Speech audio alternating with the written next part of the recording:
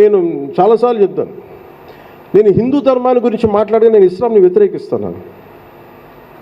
అలా అయిపోయింది thought process.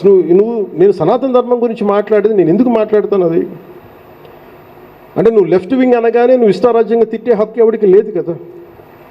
Secularism అంటే నువ్వు కూర్చోబెట్టి ఇష్టారాజ్యంగా నువ్వు హిందువులు తిట్టడం రైట్ కాదు కదా. It is anti democratic, anti constitutional. నేను మాట్లాడేది కాన్స్టిట్యూషనల్ వాల్యూస్కి లోబడే మాట్లాడతాను.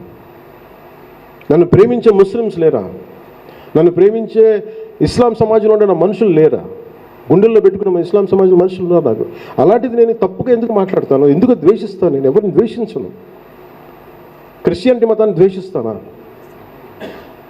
కానీ నేను మాట్లాడేది, మీరు హిందూ దేవుళ్ళ గురించి మాట్లాడుతున్నప్పుడు తప్పని చెప్తే నా మీద మతముద్ర వేస్తారు.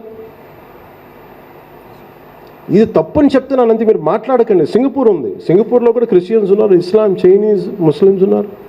But still they fall under one law, one constitution. అక్కడ ఎవరిని ఇంకొకరిని కించపరిచే హక్కు లేదు. మనకేంటంటే కన్వీనియంట్గా ఓట్ బ్యాంక్ పాలిటిక్స్ కోసం మాట్లాడుతుంటే అందుకు నేను గళం ఎత్తాను.